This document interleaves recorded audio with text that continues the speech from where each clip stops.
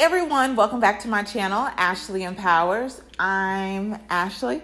And I'm Carrington. And you're tuned in to another episode of AO2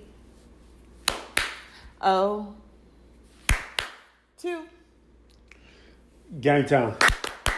So Carrington and I are back with another episode of 802 Game Time, where we answer the questions that you all send in about dating, relationships, your walk with God, or anything in general. And today, I just want to give a big thank you to everyone who has supported our channel, who has watched these videos, who has hit the thumbs up, who has left comments.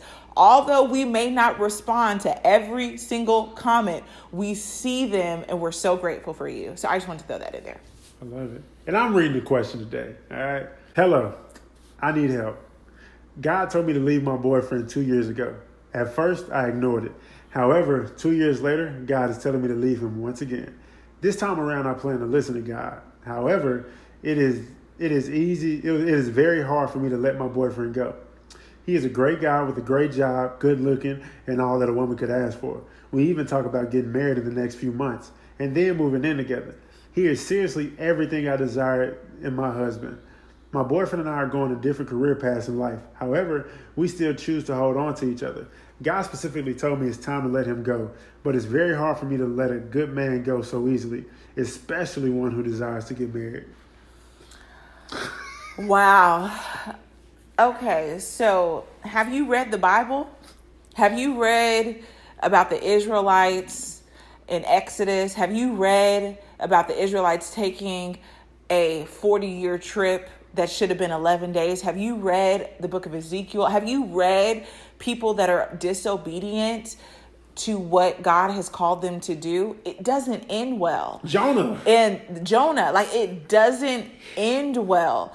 You may think your way is right, but if God is giving you these divine nudges, I would take heed, especially if you know clearly God is telling me to leave him, because it doesn't end well when we want things to go our way. How I like to describe it, I think I heard someone say, when God gives you an inkling to do something, it'll first be like a raindrop that hits your head, like, oh, okay.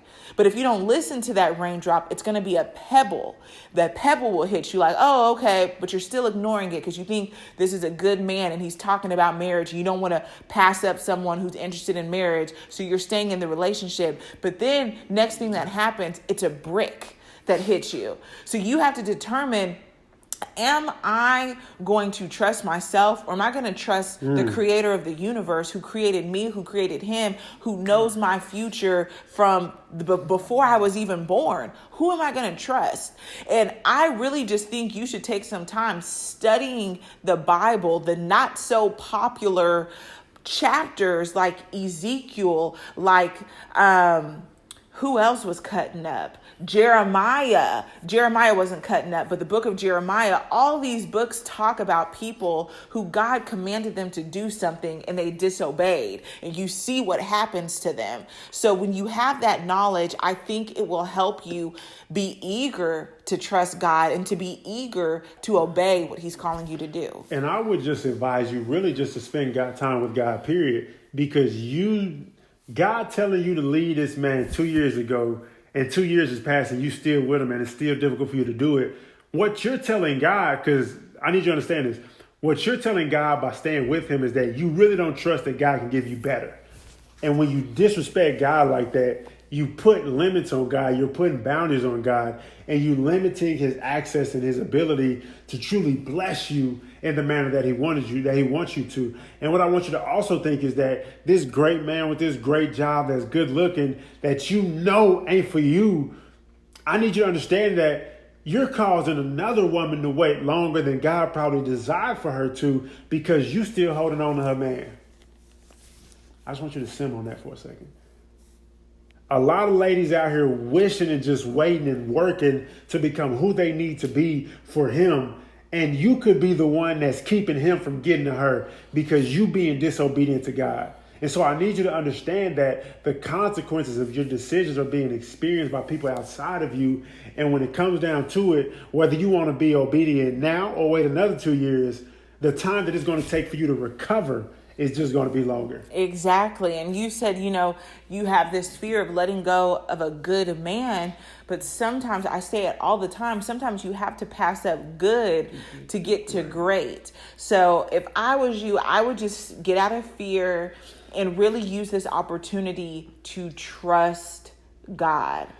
And real quick, because I know you're about to close out. Last thing I want to say is, if he's truly the good man that you claim that he is, I challenge you to tell him that God told you 2 years ago to not be with him. And if he's the man that you think he is, he'll leave you because he desires a relationship with God more than a relationship with you. And his relationship with God is more important than his relationship with you. Right. I challenge you. Yeah, that's a really good point. And you never know. Here you are in fear, but this could be just a test of your faith. Are you willing to let this man go, or has this man become your God? And it makes me think of the story in the Bible of Isaac, who God told him to sacrifice his son. Was it Isaac? No, Isaac was the son. Isaac was the son. Abraham. Oh, Abraham. So excuse me.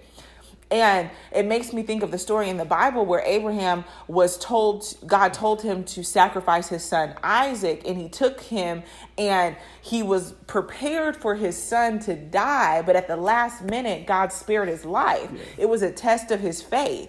So you are showing God now that your boyfriend has become your God because you trust your decision and your relationship and care more about him than you do obeying God. And that's an issue. Mm-hmm. But thank you so much for sending in this question. We hope we gave you a little bit of wisdom to steer you in the right direction, which is obeying God. And if anyone else out there has questions for Carrington and I, feel free to email us at info@802gametime.com.